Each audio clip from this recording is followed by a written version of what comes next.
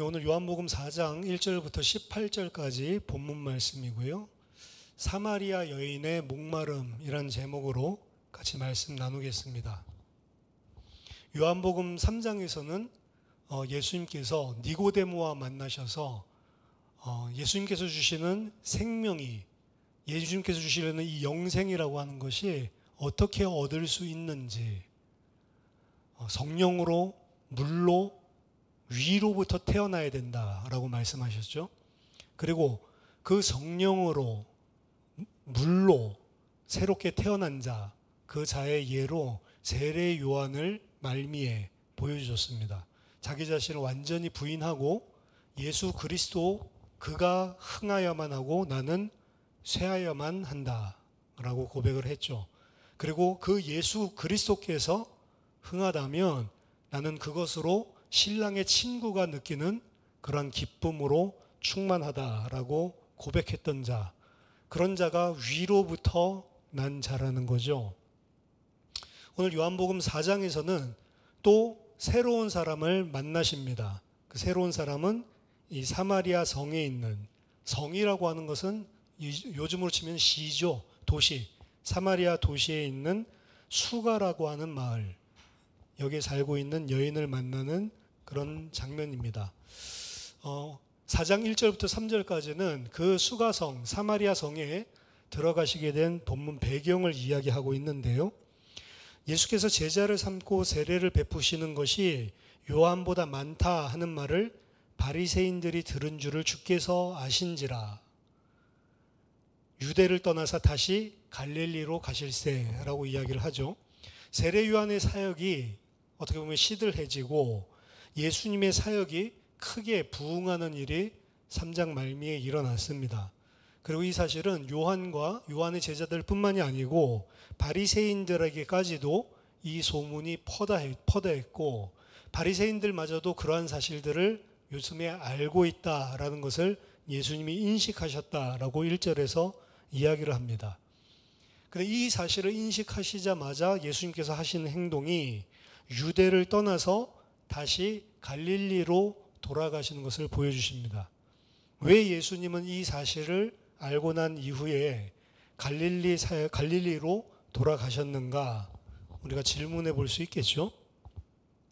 사실 세례 요한이 먼저 요단 강가에서 세례 사역을 베풀고 있다가 이후에 세례 요한은 에논이라고 하는 지역으로 내려가서 거기서 세례를 베풀고 있었습니다. 그리고 세례 요한이 비운 그 요단에 예수님이 나타나서 사역을 하신 거죠. 그럼 왜 요한은 에논으로 이동을 해서 사역을 하게 된 것일까? 1장에 보면 요한의 사역이 이 요단 강가에서 엄청나게 부흥하고 많은 사람에게 큰 영향력을 끼치고 있었을 그때에 유대인들, 종교 지도자들이죠. 바리새인, 제사장 이런 사람들이 이 요한을 방문해서 신문하는 장면을 우리는 살펴봤습니다. 그리고 그러한 유대인들의 이 요한에 대한 경계는 3장에서도 정결 예식에 관한 논쟁이 있었다라는 사실에서 우리가 엿볼 수 있었습니다.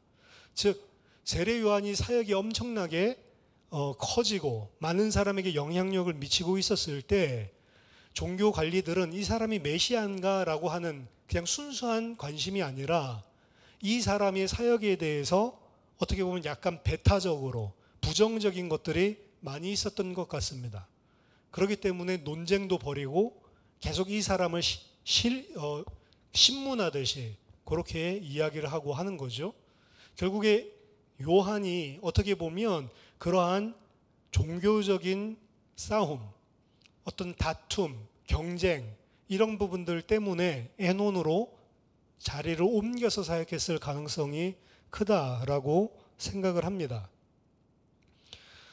따라서 예수님 또한 세례 요한보다 더 이제 흥왕한 사역을 하게 되고 사람들 사이에 인기가 치솟고 있었을 때 이제 바리새인들 사이에도 이제 예수님의 사역이 이제는 또 수군거리기 시작하는 거죠. 그 사실을 오늘 예수님께서 들었던 것입니다. 즉 세례 요한을 어떻게 보면 반대급부로 좀 압력을 넣고 세례 요한에 확장하고 힘이 커지는 것들을 견제하고 있었던 이런 유대 종교 지도자들이 지금은 이제 예수님의 사역을 또 경계의 대상으로 보기 시작을 했다는 거죠. 이유는 사람들에게 많은 영향을 끼치고 제자들이 많아졌기 때문이다라고 오늘 본문은 이야기를 하는 겁니다. 왜 세례 요한과 예수님의 세례 사역에 대해서 그러면 종교 지도자들이나 관리들은 이렇게 신경을 썼는가, 이렇게 반응을 했는가, 이 부분을 생각을 해보면 원래 세례의식이라고 하는 것은 지난번에도 한번 설명을 했지만 유대교에 새롭게 입교하는 예식으로만 사용하고 있었습니다. 그게 당시에 유대인이 세례의식에 대해서 가지고 있는 거예요. 예를 들어서 이방인이 개종을 하고 나 유대교 입교하겠다라고 하면 세례의식을 행하는 것이었죠. 하지만 이러한 세례의식을 이방인, 새롭게 유대교로 개종하는 사람들이 아니고 일반적인 유대인들, 그러니까 원래부터 이스라엘의 자손이고 원래부터 유대교를 섬기고 있던 사람들에게 새롭게 지금 행하는 거죠. 그러니까 이들이 봤을 때는 저게 뭐지? 우리는 가짜 유대인이야? 사실은 이런 느낌이 드는, 반감이 생길 수밖에 없는 그런 예식을 유별나게 사용한다라고 볼 수밖에 없었습니다. 그리고 그들의 메시지 또한 강력한 회개와 그리고 바리새인들에게도 우리 요한복음에 안 나오지만 누가 임박한 진노를 너희에게 피하라고 했냐? 라고 하면서 도끼가 이미 그 나무 뿌리에 놓였다. 사실은 굉장히 그들에게 강한 메시지를 하는 거죠. 메시지 자체도 상당히 강했고 권위 있게 했기 때문에 당국자들의 감시를 유독 받을 수밖에 없었습니다. 세례 요한에게 그렇게 했었던 것이 예수님도 세례를 주면서 똑같은 메시지를 하고 있거든요. 그러니까 예수님에게로 표적이 옮겨가고 있는 것입니다. 사람들의 인기가 있기 때문에. 이에 더해서 유대인들, 바리새인들, 종교 관리자 이 사람들뿐만이 아니고 지난주에 살펴봤듯이 세례 요한의 제자들 또한 예수님의 사역을 좀 달갑지 않게 보고 있었습니다. 세례 요한은 그렇게 안 봤죠. 하지만 그의 제자들은 저쪽으로 지금 다 가고 있다. 어떻게 우리가 뭐를 해야 되지 않냐라고 예수님의 사역을 견제하려는 분위기 또한 존재했습니다.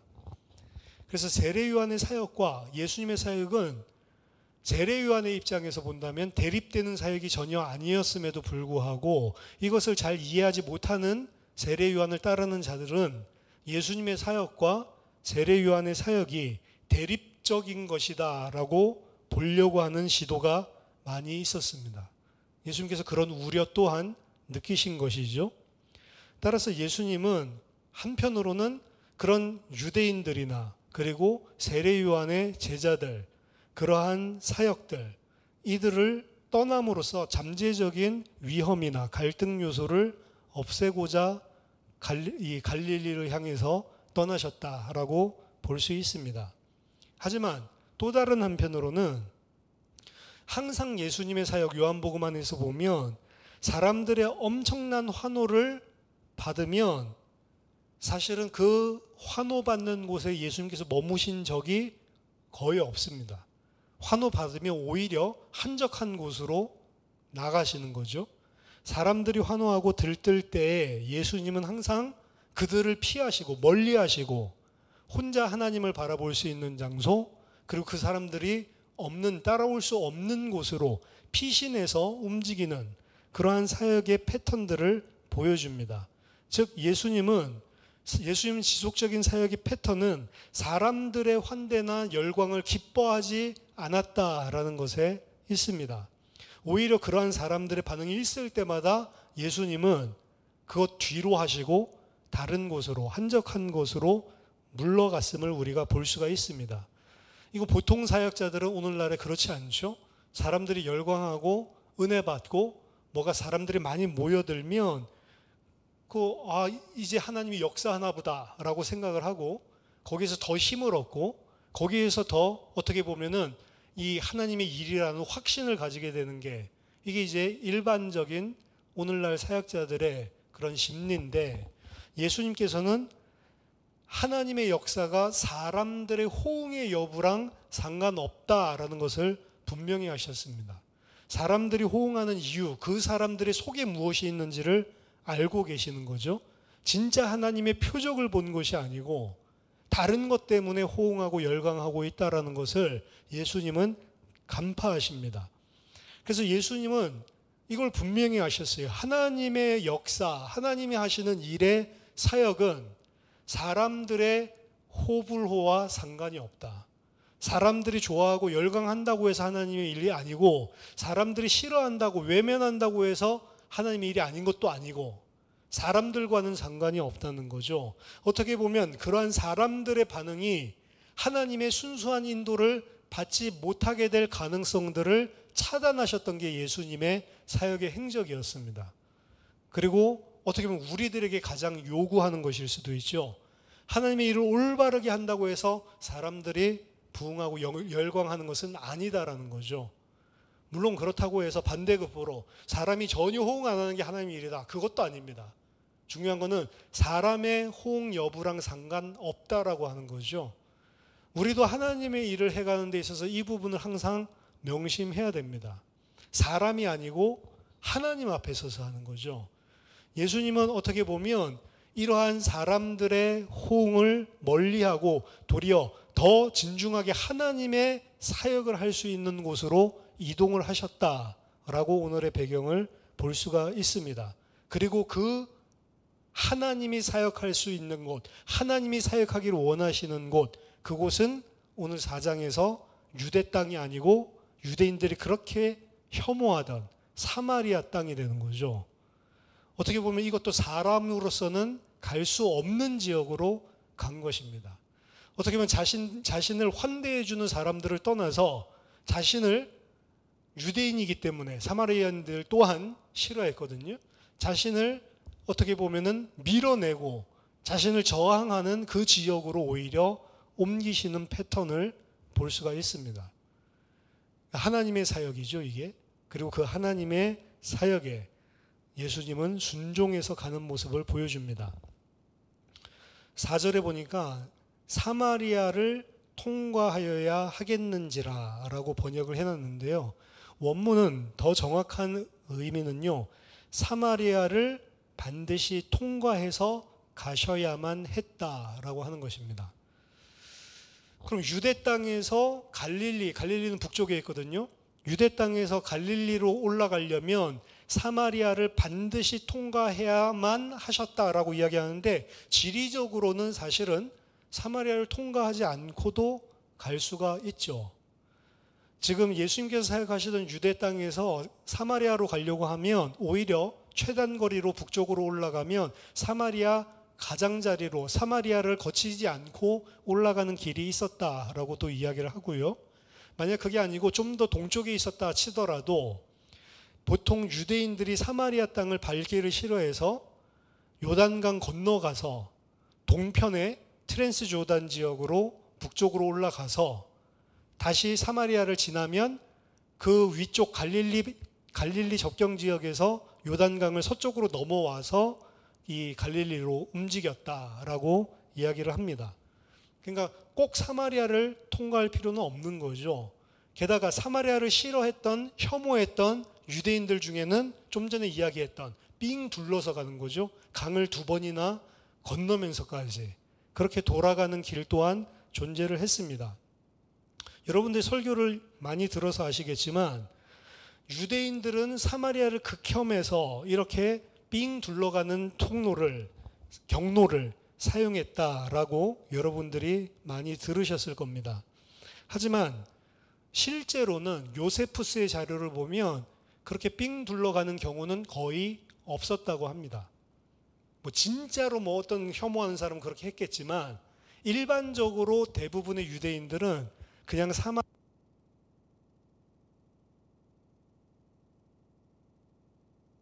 사마리아 땅을 통과해서 그래서 이제 북쪽 갈릴리로 이동했다라고 이야기를 합니다.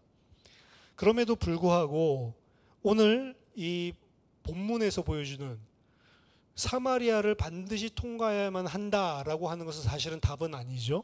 반드시 통과를 안 해도 되는 길들이 좌우로 분명히 존재하고 있었기 때문에, 그렇기 때문에 지리적인 그런 이야기를 하는 것은 아닌 것 같습니다.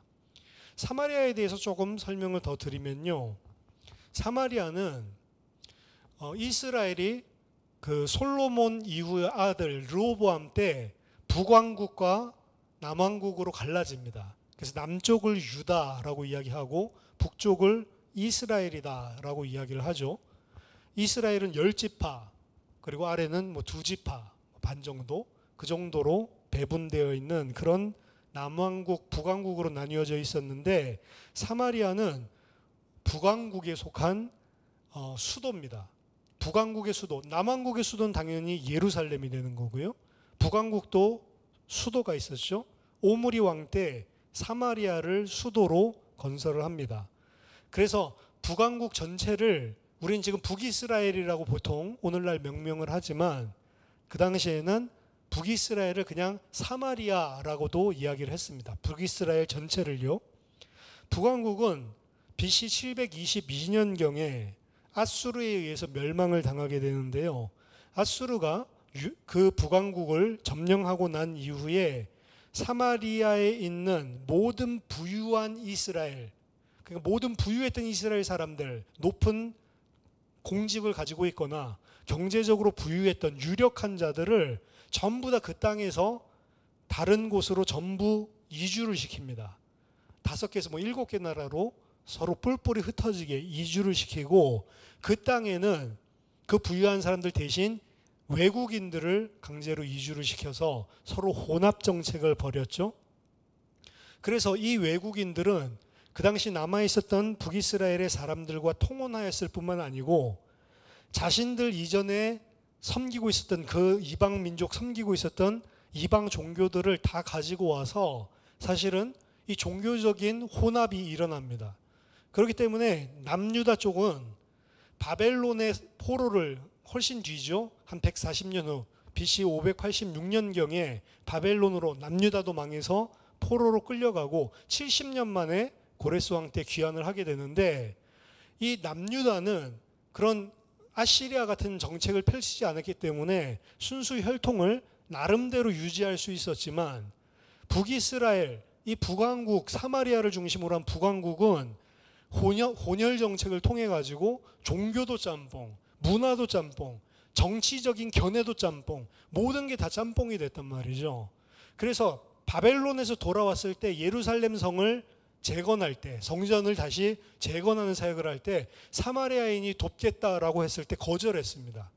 너희들 같이 그렇게 혼합종교 섬기는 사람의 도움을 우리는 받지 않겠다. 우린 순수하게 여호와를 섬기는 자들만 이 일을 하겠다라고 해서 사마리아인들의 도움의 손길을 거절을 하는 일이 발생을 합니다.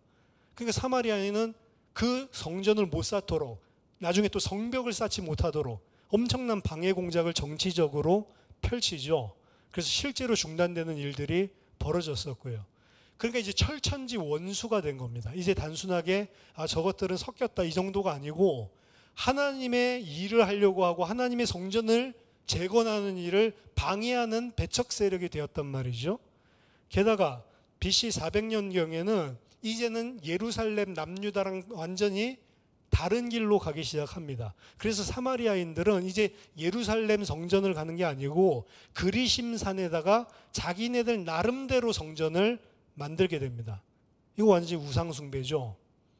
하나님께서 허락하신 것은 예루살렘 성밖에 없는데, 예루살렘 성전 말고 이제는 너희들이랑 원수가 돼서 하나님 섬기려면 여기 와서 섬겨라. 자기네들 나름대로 그리심산에다가 성전을 쌓기까지 합니다. 결국에 그 성전, 사마리아의 성전, 그리심산에 있었던 그 성전은 2세기 말에, BC 2세기 말에 잔 힐카누스, 하스모니안 왕조의 통치자였죠. 잔 힐카누스에 의해서 파괴됩니다. 그럼에도 불구하고 사마리아인들은 그럼에도 불구하고 자기들이 가지고 있었던 그리심산에서 예배를 드려야 하는 전통이라든지, 그리고 이들은 오경밖에 인정하지 않았어요. 나머지 선지서들, 역사서들은 성경으로 인정하지 않았습니다. 사마리아인은 딱 오경만 가지고 자신들이 독자적인 그런 예배, 독자적인 종교, 이런 전통을 가지고 있었죠. 그러니까 유대인들은 저것들 변질된 것들, 타락한 것들, 혼합된 종교들, 하나님의 말씀도 쪼개가지고 그냥 오경만 보고 있고, 그 오경도 사실은 이 전통이 틀리거든요. 약간 다른 부분들이 있고. 이러니까 공격을 할 수밖에 없는, 종교적으로, 문화적으로, 정치적으로 사실은 원수가 될 수밖에 없는 그런 상황에 있었습니다. 근데 예수님께서 그 사마리아를 통과해야만 했다라고 하는 것은 지리적인 이유를 이야기하는 것이 아니고, 그 사마리아, 그 원수된 사마리아, 그 사마리아를 통과해야만 한 것은 하나님의 계획 때문인 것입니다. 왜 그 사마리아를 통과해야만 했냐? 하나님의 뜻과 계획이 있기 때문에. 유대인으로서는 가기가 어떻게 보면 껄끄러운 곳이죠. 그리고 유대인의 입장에서 보면 변질된 믿음을 가지고 있는 자들이죠. 근데 그곳에 생명을 주는 게 하나님의 뜻이었기 때문에 예수님은 그곳에 낮은 자의 모습으로 찾아가신 겁니다. 5절에 사마리아에 있는 수가라는 동네에 이르니 야곱이 그 아들 요셉에게 준 땅이 가깝고 거기 또 야곱의 우물이 있더라. 예수께서 길 가시다가 피곤하여 우물 곁에 그대로 앉으시니 때가 6시쯤 되었더라. 이 6시는 일출을 기준으로 해서 6시이기 때문에 지금으로 치면 정오 12시 정도로 생각을 하고 있습니다. 물론 여기에 대한 견해도 여러 가지가 있어요. 12시가 아니고 새벽 6시다 이렇게 이야기하는 사람도 있습니다. 그 기준을 해 뜰 때를 기준으로 두면 안 되고 자정을 중심으로 6시라고 봐야 된다 이렇게 보는 그런 견해들도 있습니다. 하지만 대부분은 다 정오쯤이라고 생각을 하고 있습니다. 일반적으로 당시에는 사막의 열기를 피해서 이른 아침이나 혹은 저녁, 이른 저녁 이때가 우물가에 물을 깃기가 가장 편리한 때였죠. 그런데 뜨거운 정오에 이 수가성의 여인이 물을 들어온 것은 분명히 이목을 피하려고 했기 때문이다 라고 생각하는 것은 너무나 자연스러운 것 같습니다. 이것은 나중에 저로 하여금 다시는 이 우물을 기르러 오지 않게 좀 도와주세요 라고 이야기하는 이런 여인의 간청을 통해서도 그것이 굉장히 어려운 일이 아니었을까라고 추측을 한다면 이렇게 보는 것이 가장 자연스러운 것이죠. 7절에 그 사마리아 여인이 물을 들어왔을 때 예수님이 그 여자에게 물을 좀 달라라고 이야기하십니다. 자, 이 장면은 사실은 구약 성경에 여러 번 등장하는 장면입니다. 야곱이 리브가를 찾을 때, 라헬을 만날 때, 그때도 이런 일이 벌어졌고, 이삭의 종이 리브가를 만날 때도 우물가에서 물 좀 달라, 물 좀 달라 이러면서 만나는 거거든요. 이거를 타입씬이라고 이야기합니다. 전형적인 장면이라는 거죠. 그러니까 일반적으로 고대 이 이스라엘에서 우물이 등장하고 거기서 남자와 여자가 만나고 물을 달라라고 청하고 이런 씬이 펼쳐지면 저 두 사람이 뭔가 썸띵이 일어나겠구나. 사실은 이게 전형적인 장면이란 말이죠. 문학적인 장치입니다. 그러니까 예수님께서 이 여인을 만나는 것은 어떻게 보면 한 남자가 한 여자를 만나서 서로 혼인하게 되는 사실은 그런 이스라엘 사람들이라면 다 눈치챌 수 있는 그러한 전형적인 장면으로 사실 이 여인에게 다가가고 있는 것입니다. 물을 좀 달라 하니 이는 제자들이 먹을 것을 사러 그 동네에 들어갔음이로라. 사마리아 여자가 이르되 당신은 유대인으로서 어찌하여 사마리아 여자인 나에게 물을 달라 하나이까 하니 이는 유대인이 사마리아인과 상종하지 아니함이로라. 자, 예수님께서 이 사마리아 여인에게 물을 달라라고 청한 것은 이 여인의 대답에서 볼 수 있듯이 당시의 유대인의 사회 관습을 깨뜨린 것이었다라고 추정할 수 있습니다. 8절에 보면 제자들이 사마리아 동네에 먹을 것을 사러 들어갔다라고 이야기를 하죠. 당시 엄격한 유대인들은 사마리아인들이 만든 음식조차도 사실은 먹지를 않았습니다. 왜냐하면 그들은 부정한 자라고 생각했기 때문이죠. 더더군다나 사마리아의 여인들은 더 부정한 자라고 생각을 했습니다. 사실은 오늘 이러한 일이 일어나기 약 100년 전에 랍비들이 모여서 결정을 했어요. 법으로 만들었습니다. 사마리아 여인들은 요람에서부터 죽을 때까지 월경을 하는 부정한 여인들이다. 그러니까 월경을 할 때 여인이 부정하게 되는데 사마리아인들은 태어나서 요람에 있을 때부터 죽을 때까지 계속 월경을 하는 자들이다 라고 하는 것은 일평생 부정한 사람들이다. 그렇기 때문에 이 여자들과 상대를 하거나 이 여자들이 쓰는 그릇을 함께 사용한다, 말이 안 되는 거거든요. 여기에서 유대인이 사마리안과 상종하지 아니함이로라 라고 하는, 상종한다 라고 하는 것은 시르크 라오마이라고 하는 단어를 쓰는데 다르다, 상대하다라는 뜻도 있지만 사용하다라는 의미도 담고 있습니다. 그래서 목적어가 빠져 있지만 유대인들은 사마리아인들이 사용하는 것을 함께 사용하지 않았다. 그러니까 물을 달라라고 하는데 그 여인이 사용하는 그릇을 예수님이 사용할 수가 없는 거죠. 유대인은 왜? 이 요람에서부터 죽을 때까지 계속 피를 흘리고 있는 이런 부정한 여인으로부터 이 그릇을 함께 나눈다는 것은 불가능한 것이죠. 내가 부정해지니까. 따라서 사마리아 여인이 당신이 유대인인데 어떻게 나한테 이러한 부탁을 할 수가 있냐라고 이야기한 것은 너무나 당연한 반응이라고 생각할 수가 있습니다. 아이러니한 것은 사마리아 여인은 예수님을 왜 지금 거부하고 있냐면 유대인이기 때문에 거부를 하고 있고요. 반대로 요한복음 8장 48절 보면 유대인들이 예수님을 대적하는 이유가 나오는데 유대인들이 대답하여 이르되 우리가 너를 사마리아 사람이라 또는 귀신 들렸다 하는 말이 옳지 아니하냐라고 이야기합니다. 예수님을 보고 뭐라고 비난을 했냐면 저거는 유대인도 아니야, 사마리아인이야. 유대인들은 예수님을 사마리아인이라고 해서 거부했고 이 사마리아 여인은 예수님을 유대인이라고 해서 거부했고 양쪽에 다 거부를 받고 있는 거죠.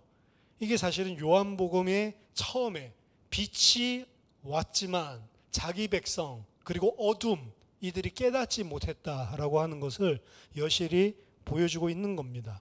이 사마리아 여인은 예수님이 누구신지를 전혀 모르는 거죠. 그냥 단순하게 한 유대 남자로 생각하고 있기 때문에 거부를 하고 있는 것입니다. 어떻게 보면 예수님은 환영받고 있던 땅에서 환영하지 않고 오히려 자기를 적대시하는 사마리아로 가서 그 여인을 만나기 위해서 그곳으로 가셔야만 했다. 왜 그러죠? 하나님이 그 여인에 대한 구원 계획을 가지고 있었기 때문에. 예수님은 그 누구에게도 환영받지 않았지만 그 자신을 밀어내고 있는 그 자들을 찾아가고 그들을 위하여 대신 죽으심으로 그들을 살리시는 역할을 하신 게 예수 그리스도의 십자가입니다. 10절에 예수께서 대답하여 이르시되 네가 만일 하나님의 선물과 또 내게 물 좀 달라 하는 이가 누구인 줄 알았더라면 네가 그에게 구하였을 것이요 그가 생수를 내게 주었으리라. 하나님의 선물이 네가 무엇인지를 정말로 안다면 그리고 너에게 지금 물 달라고 하는 이 내가 누군지를 알았다면 나에게 물을 달라 청했을 것이고 내가 너에게 생수를 주었을 것이다. 즉 예수님은 이러한 수가성 여인의 반응이 자신이 누군지를 모르기 때문에 지금 그런 반응을 하고 있는 것이다 라고 말씀하시는 거죠. 그녀는 단순히 예수님을 목마르고 여행이 지친 유대인 남성으로만 알고 있었습니다. 만약에 네가 하나님의 선물을 알았더라면 이 선물은 영생이죠. 그리고 그 예수님이 바로 그 영생을 비유적으로 가리키고 있는 생수를 줄 수 있는 분. 하나님은 영생을 선물로 주시기를 원하고 그 영생을 누구를 통해? 예수님을 통해 생수를 영생을 줄 수 있는 분. 그렇기 때문에 네가 나에게 도리어 구하였을 것이고 나는 너에게 주었으리라 라고 이야기를 하는 거죠. 이 생수라고 하는 것은 이 휘도르존이라고 해서 리빙 워터, 살아있는 물, 생수, 우리나라 말로 생수 그대로입니다. 문자적인 의미와 비유적인 의미 두 가지가 있는데, 문자적으로는 그야말로 샘에서 흘러나오는 신선한 물, 그게 생수의 의미고, 하지만 구약 성경에서는 이 생수를 하나님 자신 혹은 하나님이 베풀어 주시는 은혜, 하나님을 아는 지식, 하나님이 가지고 있는 영생, 하나님이 우리에게 주시는 성령의 변화시키는 능력, 이런 것들로 구약 성경에서는 많이 사용했습니다. 예수님께서는 두 번째 구약 성경에서 이야기하고 있는 이런 영생, 하나님의 능력, 이런 의미로 지금 이야기를 하고 있는 거죠. 근데 이 여인은 예수님께서 사용하시는 생수의 의미를 그냥 신선한 물, 이렇게만 지금 이해를 하고 있는 것입니다. 예수님께서 주시고자 하는 생수는 오직 메시아, 세상의 구주를 통해서 예수님이 허락하시는 하나님의 영생, 이것이 생수인데, 그가 성령을 매개로 해서 사람의 목마름을 영원히 해결해 줄 수 있는 영생수를 이야기하고 있는데, 이 여인은 그냥 생수를 준다고? 나한테 지금 물을 달라고 이 이야기를 했는데 자기가 나한테 물을 준다고? 이해가 안 되는 거죠. 그러니까 여자가 11절에 이야기합니다. 주여, 물기를 그릇도 없고 이 물은 깊은데 어디서 당신이 그 생수를 얻어서 나에게 줄 수 있겠냐? 우리 조상 야곱은 이 우물을 우리에게 주셨고, 또 여기서 자기와 자기 아들들과 짐승이 다 마셨는데, 그러니까 야곱이 아마 우물을 팠나 봐요. 당신이 야곱보다 더 크니까? 자, 큽니까? 라고 이거 물어보는 질문이 아닙니다. 지금 이 여인의 11절 12절 이야기는 말도 안 되는 허튼 소리를 한다라고 핀잔 주고, 그리고 어떻게 보면 비난하고 있는 거예요. 말도 안 되는 소리 하지 말라는 거죠. 어떻게 당신이 나에게 생수를 준다고 하냐? 생수를 지금 문자적으로 깨닫고 있으니까, 물기를 그릇도 없으면서, 그릇도 없고 뜰 수 없기 때문에 좀 전에 나한테 달라고 했으면서, 그러면서 나한테 물을 준다고? 어디서? 새롭게 파서 주려나? 마치 야곱이 우리를 위해서 이 새로운 우물을 판 것처럼 뭐 파서 준다는 거야 뭐야? 당신이 야곱보다 큰 자입니까? 라고 물어보는 것은 그런 의미죠. 그래서 굉장히 회의적인 이야기고, 질문 자체에서는 냉소적이고, 당신은 줄 수 없는 사람이다 라는 것을 오히려 반문하는 그런 질문입니다. 반대로 이 여인이 생각하고 있는 것은, 만약에 그러한 생수를 만약에 이분이 주신다면, 줄 수 있다면 그분은 야곱보다 큰 자다라는 것 또한 사실은 거꾸로 내포하고 있는 것입니다. 만약 정말로 그가 야곱보다 더 큰 자라면 이런 일을 충분히 할 수 있는 것이고, 이런 일을 하면 나는 인정할 수 있다는 거죠. 하지만 만약에 말뿐이면 예수님은 거짓말쟁이, 사기꾼에 불과하다는 거죠. 그녀는 당연히 이 유대 남자라고 생각을 하고 있었고, 그리고 육신적인 그러한 신선한 샘물이라고 생각하고 있었기 때문에 말도 안 되는 터무니없는 이야기를 하고 있다라고 생각을 한 것입니다. 왜냐하면 예수님께서 주신다는 생수는 이러한 샘물에서 기르는 물이 아닌데 그 여자는 전혀 모르고 있는 거죠. 이때 예수님께서 이야기합니다. 이 물을 마시는, 지금 이 야곱의 이 우물, 이 지금 생수, 샘물에서 나오는 신선한 물, 이 물을 마시는 자는 다시 목마르겠지만, 내가 주는 물은 지금 이러한 신선한 물을 준다고 하는 게 아니다. 내가 주는 물은 영원히 목마르지 아니하게 하는 물이고, 그 물은 그 사람 속에서 영생하도록 솟아나는 샘물이다 라고 이야기를 합니다. 잠시 일시적인 목마름을 없애는, 그것도 육신적인 목마름을 없애는 그러한 생수가 아니고, 나는 영원한 목마름, 영원한 갈증을 해결할 수 있는 그런 영생수다라고 이야기를 하고 있는 거죠. 여자가 이르되 주여, 그런 물을 내게 주사 목마르지도 않고 또 여기 물 기르러 오지도 않게 하옵소서. 여자는 여전히 그 예수님의 이야기에 또 육신적인 이야기를 하는 거예요.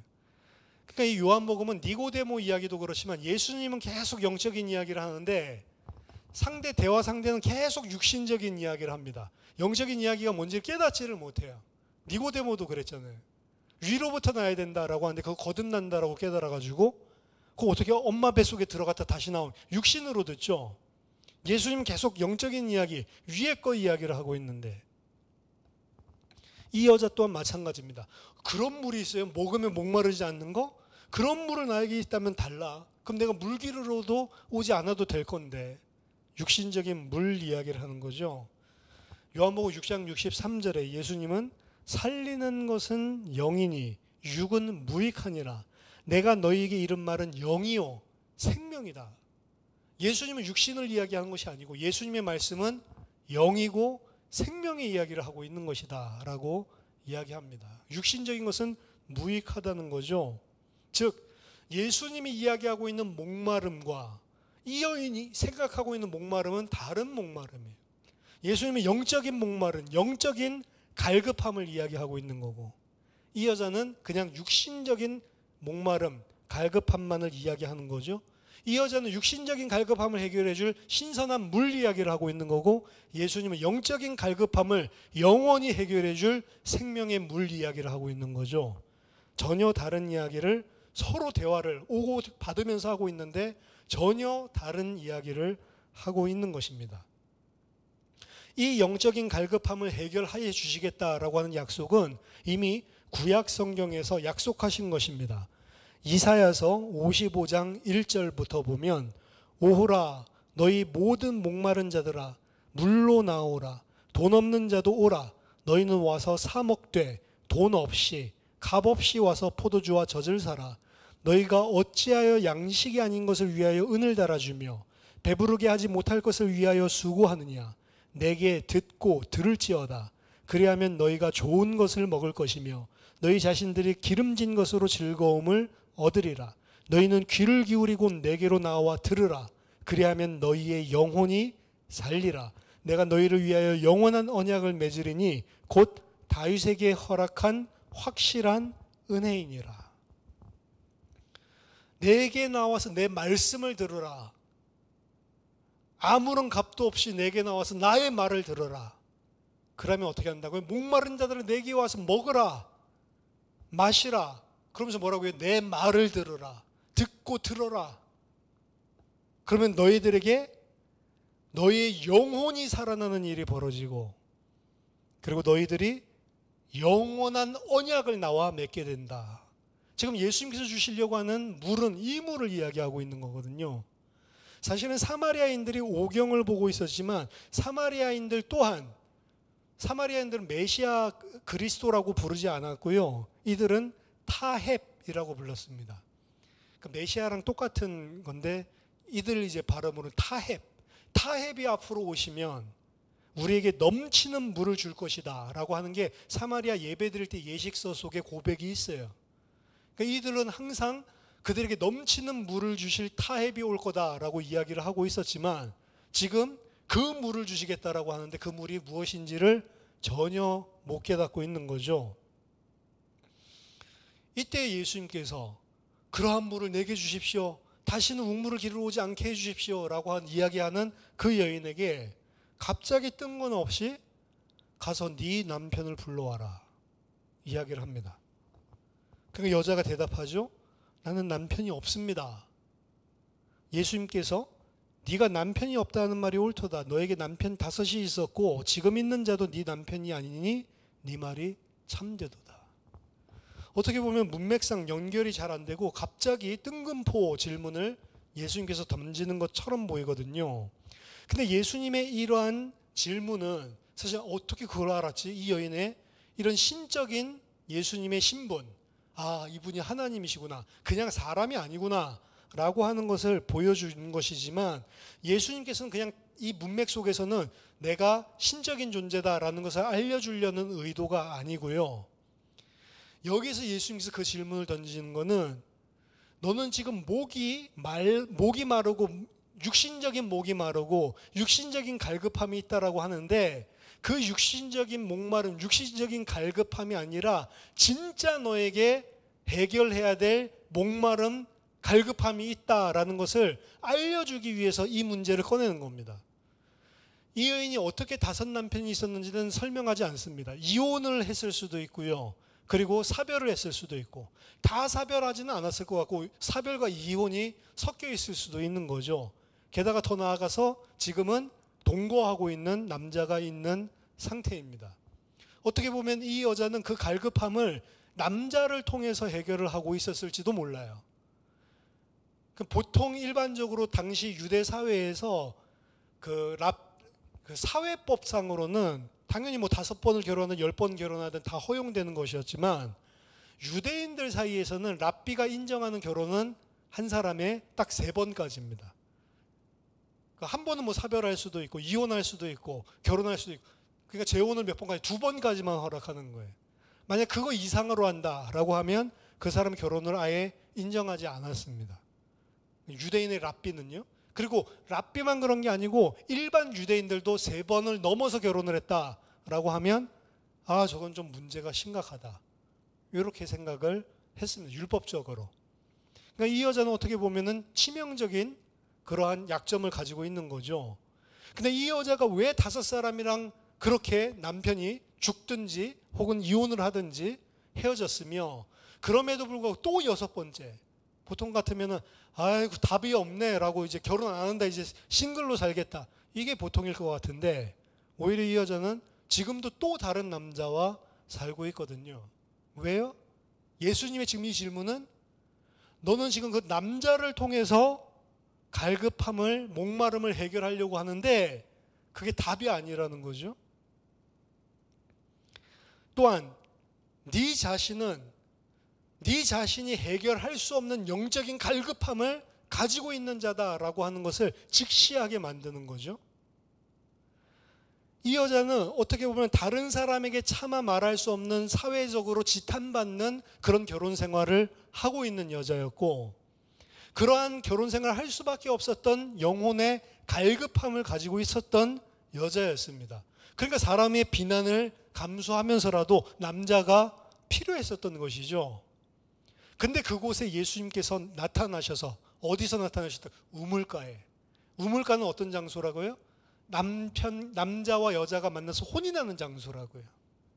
말하자면 진짜 그 갈급함을 채워줄 수 있는 신랑 대신 예수님이 나타나서, 너는 지금 오늘 말로 치자면 신선한 물이 아니고 이 영생수가 필요하다라고 말하는 것처럼, 그 육신적인 남자가 아니고 참 영적인 신랑 된 그리스도가 필요하다라고 이야기를 해주는 겁니다. 진짜 남편을 못 만났다, 진짜 너의 영혼의 갈급함을 해결해 줄 남자를 못 만났다라고 이야기하고, 그 남편으로서 사실은 진짜 남편으로, 신랑으로 그 여인을 찾아간 것이죠. 예수님은 그 여인의 대답, 남편이 없다라는 사실을 인정하면서도 어떻게 보면 온유한 방식이죠. 그 여인이 드러내고 싶지 않았던, 숨기고자 했던 자신의 치부를 드러내십니다. 여자는 사실은 네 남편을 불러와라, 여기에서 남편 없습니다, 이렇게 퉁치고 말려고 그랬어요. 자기의 사정을 구구절절 말하기 싫었던 거죠. 자신의 가지고 있었던 치부와 연약함을 인정하기도 싫고 드러내기 싫었던 것이죠. 어떻게 보면 자신의 삶에 있어서 가장 민감한 부분이었던 이 문제가 파헤쳐지면서 그녀의 죄책과 상처가 드러나는 것, 이것을 일찌감치 어떻게 보면 막기 위해서, 차단하고자 남편이 없습니다 라고 이야기를 했는데, 주님은 그녀의 말이 형식적으로는 옳다고 이야기하면서도 그녀가 숨기고자 했던 그 사실을 온화한 방식으로 드러내셨습니다. 너에게 5 남편이 있었고 또 지금 있는 자도 네 남편이 아니니 네 말이 참되도다.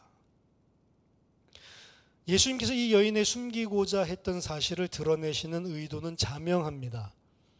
단순하게 어떻게 보면 이 여인은 육신적인 목마름, 갈급함만을 생각하고 그것을 해결하려고 하는 육신적인 생각만 하고 있는 그녀에게 진짜 네가 해결해야 되는 갈급함이 무엇이며, 진짜 그 인생을 갈급하게 만드는 문제를 해결할 수 있는 생수가 무엇인지를 설명해주고 깨닫게 함으로써 그녀에게 진짜 갈급함을 해소할 수 있는 영원한 생명을 주시고 싶었기 때문에, 어떻게 보면 그 여자에게는 아픈 순간이고 깜짝 놀라는 순간이고 부끄러운 순간이 될 수 있지만, 그럼에도 불구하고 그녀가 발가벗은 듯이 드러나고 그 문제를 직시하고 그 문제만큼은 그 어떤 걸로도 우물물을 퍼마신다고 해결되는 게 아니잖아요. 그리스도가 필요한 문제거든요. 그 문제가 해결되지 않고는 절대로 안 된다는 사실을 직시하게 만든 것입니다. 물리적인 생수를 아무리 많이 가지고 있다 해도 해결 안 되는 문제, 영적인 갈급함. 그녀로 하여금 자신은 죄인이며 그 어떠한 것으로도 해결할 수 있는 소망이 없다는 사실, 죄책과 소망 없음, 죄책과 절망, 진짜 필요한 것이 무엇인지를 건드신 것입니다. 그래서 마태복음 산상수훈에 보면 심령이 가난한 자는 복이 있다라고 이야기하는 거예요. 내가 소망이 없구나, 절망적이고 나는 절대로 안 되는 자구나. 사실은 우리가 은혜를 받고 생명을 얻기 전에 반드시 먼저 깨달아야 되는 부분이 이 부분입니다. 이 부분이 없으면 예수님이 필요가 없는 거예요. 왜 바리새인은 그렇게 말씀을 잘 지키고 그렇게 착한 삶을 사는데도 예수님이 필요 없습니까? 그들은 너무 착하고 그들은 아무런 부족함이 죄책이 없기 때문에 굳이 하나님의 구속이 필요 없는 자죠. 내 힘으로 이렇게 살았으니까 나는 당연히 하나님으로부터 상급받을 자라고 생각을 하고 있었으니까요. 이 사마리아 여인은 육신적으로 목마른 자가 아니고요, 영적으로 목마른 자입니다. 그리고 그것이 진짜로 필요한 여인이었습니다. 물을 아무리 생수를 맨날 몇 리터씩 갖다 준다 하더라도 이 여자의 문제는 갈급함은 해결되는 것이 아니죠. 그 갈급함을 영원히 해결할 수 있는, 영원히 마르지 않은 영생수를 주시기 위해서 주님은 찾아오셨고, 그것을, 그 문제를 볼 수 있도록 사실 어떻게 보면 아픈 부분을 건드시는 겁니다. 가서 네 남편을 불러올라 라고 하는 이 주님의 말씀은 문자적으로 그래서 남편을 불러오라는 말이 아니죠. 남편을 불러와라 그랬더니 네 하고 불러오면 안 되는 거죠. 그 명령은 네가 어떤 사람인지, 네가 얼마나 소망이 없는 사람인지, 네가 얼마나 목마른 사람인지를 분명하게 직시하라라고 하는 것입니다. 해결해도 되고 해결 안 해도 되는 그런 표면적인 육신적인 문제 말고 절대로 해결하지 않으면 안 되는 진짜 문제를 보라라고 하는 것입니다. 정리하겠습니다. 첫 번째, 사마리아 여인을 찾아가신 주님에 대해서 우리는 생각할 필요가 있습니다. 멸시 천대받으며 누구도 환대하지 않을 사람이죠. 사마리아인인 것도 문제인데 사마리아인에게마저도 손가락질 당하는 사람이었습니다. 주님은 이 사람을 찾아가셨죠. 이게 바로 하나님의 구원입니다. 이거는 사마리아 여인에게만 해당되는 것이 아닙니다. 구원받은 자는 이 사실을 반드시 알게 돼 있어요. 내가 하나님의 구원, 하나님의 사랑을 받을 만한 자격이 없는데도 불구하고 나를 찾아와 주셨다. 그것이 하나님의 구원이라는 사실을 분명하게 아는 거죠. 그래서 하나님은 우리에게 네가 내 아들이다 라는 것도 원하지만 너의 과거를 생각하고 부끄러워해라 라고 하는 명령도 하시는 겁니다. 감사와 부끄러움이 공존하고 있는 거죠. 그 사람이 사실은 하나님의 사람이에요. 어떻게 보면 내가 구원받았다고 하는 것이 감사고 확신에 넘치는 그러한 긍정적인 면으로도 가지고 있어야 되지만 어찌 나 같은 놈에게 이런 일을 허락하셨냐, 면목 없음 또한 가지고 있는 것이 진짜 신앙을 가지고 있는 사람이다. 두 번째, 3장에서는 니고데모가 나왔고요, 4장에서는 오늘 사마리아 여인이 나오는데 극한 대조입니다. 니고데모는 유대인이었고 남성이었고 박식하고 권력이 있었고 존경받고 전통적인 신앙 속에 신학적인 훈련을 잘 받았던 엘리트였습니다. 오늘 사마리아에 있는 이 여인은 사마리아 사람이었고 여성이었고 신학적 훈련도 전혀 받지 못했고 못 배웠고 영향력도 없고 멸시받았고 단지 민간 신앙만 알고 있는 수준이었습니다. 그리고 도덕적으로는 파탄나서 일반인에게도 손가락질 당하는 상황이었다는 거죠. 니고데모와 이 여자는 완전히 극과 극입니다, 사실은. 근데 명심해야 될 것은 사마리아 여인만 예수님이 필요한 게 아니라는 거예요. 니고데모도 예수님이 똑같이 필요한 자라는 겁니다. 그러니까 육신으로 보면 안 되는 거죠. 사람들을 볼 때 여러분 영적인 눈으로 봐야 된다는 거죠. 사마리아만 복음이 필요한 게 아니고 니고데모도 예수님이 필요한 자였다.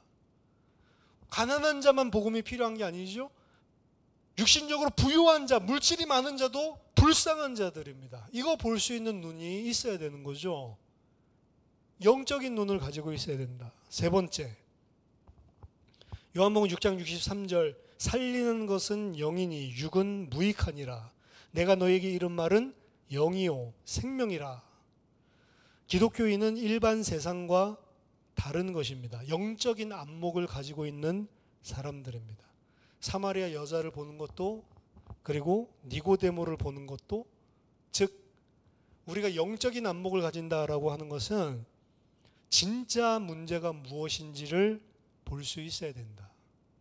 오늘 사마리아 여자는 진짜 문제를 못 보고 있었습니다. 예수님은 이 여자를 살리려고 진짜 문제를 보게 만들었는데 예수님은 이 여자의 진짜 문제를 보는 눈이 있었다는 거죠. 문제 보는 눈이 중요합니다. 문제 아닌 것을 문제로 보는 것이 큰 문제고요. 문제인 것을 문제로 보지 못하는 것이 또 큰 문제입니다. 정확한 문제를 볼 수 있는 눈. 근데 그 문제는 진짜 문제는, 본질적인 문제는 오늘 본문에서는 영적인 문제라고 이야기를 하고 있는 거예요. 영적인 부분. 거꾸로 생각을 해본다면요. 영적인 부분에 대한 답이 있는 사람은 세상 사람들이나 육신적인 눈을 가지고 있는 사람이 휘둘리는 문제 속에서도 괜찮을 수가 있는 겁니다. 왜? 진짜 답을 가지고 있으니까. 진짜 문제가 무엇인 줄 알고 진짜 문제에 대한 답을 가지고 있으니까. 하나님이 나랑 함께 한다면, 예수 그리스도가 나랑 함께 한다면서요. 영원한 생명으로, 영원한 영생수로 성령이 나랑 함께 한다면서요. 그러면 문제 보는 눈 달라지게 되어 있는 거죠. 거기에 대한 답도 달라지게 되어 있는 거죠. 이 눈이 중요합니다. 그래서 아무것도 아닌 문제에 여러분 시달릴 필요 없고요. 넘어가면 되는 거예요. 넘어가면 되고 이렇게 해도 되고 저렇게 해도 되는 것을 생명을 건다고요.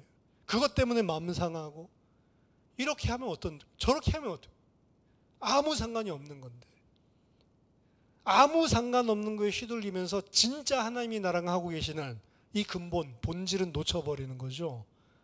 영안이 중요합니다. 시달리기 전에 이게 진짜 시달릴 문제인지 바르게 볼 수 있는 눈이 정말로 필요합니다. 그리고 마지막 네 번째, 영적인 갈급함에 대해서 오늘 이야기를 하고 있는데, 사실은 이 사마리아 여인은 본인은 직시하지 못하고 있었지만 영적으로 갈급한 자였습니다. 그러니까 예수님이랑 대화가 점점 발전해 나가는 거예요, 사실은. 근데 이 영적인 갈급함이 있는 자를 보고 성경은 복되다라고 이야기를 합니다. 이 영적인 갈급함은 어디에서 출발하냐? 자신을 정확하게 직시하는 데에서부터 출발하게 됩니다. 즉, 나는 구제불능이라는 사실을 깨달아야 된다는 거죠. 내가 좀 괜찮은 사람이라고 생각하는 사람은 절대로 주님이 필요치 않는 사람입니다. 그런 사람이 은혜 받는 법은 없어요. 반대로 내가 얼마나 소망 없는 사람인지, 내가 주님이 없으면, 주님이 주시는 은혜가 없으면 절대로 안 되는 죄인이라는 사실을 늘 직시하고 있는 사람은 주님께서 주시는 은혜를 받을 수가 있어요. 똑같은 은혜를 부어주시는데 내가 좀 괜찮은 사람 절대로 은혜 못 받습니다. 반대로 나는 진짜 안 되는 죄인이구나, 절망할 수밖에 없는 이런 안타까운 이런 심정을 가지고 있는 자는 주님이 베푸시는 은혜를 경험하게 되어 있습니다. 주님을 인격적으로 만나기 위해서는 자기 자신이 얼마나 구제불능 상태에 있는 인간인지를 인정하는 것이 선행돼야지만 주님과 인격적인 교제를 하고 주님을 인격적으로 만나게 돼 있습니다. 그래서 여러분들은 아마 진짜로 주님을 만나는 이 1대1의 인격적인 만남을 체험한 분은 다 기억할 겁니다. 제가 이런 그 만남에 대해서 그 간증하고 자신의 이야기를 하는 분들 이야기를 들어보면 전부 다 뭐냐면 그 시간표에 자기의 인생이 파노라마 같이 과거에서 쫙 다 돌아가.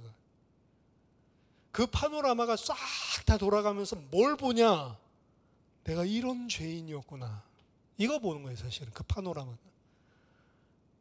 그 파노라마가 보이면서 내가 이런 죄인인데도 불구하고 주님은 나를 이렇게 기다려 주셨고, 이렇게 인도하고 계셨고, 이렇게 나에게 은혜를 베푸시는 분이셨구나라는 것을 알 때, 그때 주님을 인격적으로 만나게 됩니다. 근데 그 경험이 없는 사람은 절대로 인격적인 주님과의 교제가 안 되게 돼 있어요. 그래서 심령이 애통한 자, 심령이 가난한 자, 복이 있는 겁니다. 마음이 부요하면 하나님이 필요가 없어요. 근데 진짜 하나님의 백성, 구원 받을 때, 인격적으로 만날 때뿐만이 아니고 늘 마음이 가난하고 애통하고 자기 자신을 솔직하게 아는 거죠. 사마리아 여인의 갈급함. 이제 이 여인의 갈급함은 예수님과의 만남을 통해서 폭로되어지고 그 갈급함이 영원한 생수로 체험받게 되는 일이 이제 다음 장면에서 벌어집니다. 저와 여러분들이 진짜로 문제를 보는 눈, 진짜 영적인 갈급함, 진짜 내가 인격적인 주님과의 만남, 이런 부분들을 어떻게 보면 이 사마리아 여인은 행복한 사람입니다. 왜? 영적인 이런 갈급함을 가지고 있다가 주님을 만났기 때문에. 저와 여러분들이 늘 하나님 앞에서 영적인 사실, 영적인 갈급함을 가지고 주님과 인격적으로 교제하고 하나님이 주시는 참된 기쁨과 생명수가 넘쳐나게 되는 은혜가 있기를 예수 그리스도 이름으로 축원합니다. 기도하겠습니다. 살아계신 주님 은혜를 감사드립니다. 성령께서 우리 안에 역사하셔서 나의 나됨을 보게 하시고 하나님 앞에 갈급함으로 겸비함으로 주의 은혜를 간구하고 그 속에서 주님을 만나 교제하며 인격적인 만남을 통해 내 속에 영원히 마르지 아니하는 생명수가 흘러나오는 주의 백성의 기쁨을 누리게 하여 주시옵소서. 성령께서 찾아오셔서 우리 마음을 늘 깨뜨려 주시고 애통하게 하시고 주님 앞에 우리의 가슴을 찢게 하시고 하나님의 은혜만을 간구하는 주의 백성 될 수 있도록 은혜를 베풀어 주시옵소서. 우리들이 이 땅 살아가면서 세상 육신 눈이 아니라 영의 눈을 가지고 살아갈 수 있도록 우리의 닫힌 눈을 열어 주시옵소서. 살아계신 주 예수 그리스도 이름으로 기도하옵나이다. 아멘.